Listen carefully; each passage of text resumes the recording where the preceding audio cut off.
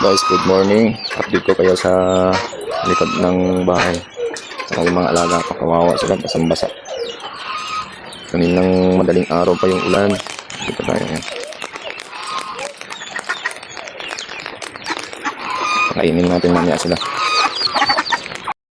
Kahit na maliit na tao ako, kahit na maglulupa ako, kahit kung tawagin nyo kami hampas lupa, meron kaming prinsipyo, meron kaming paninindigan.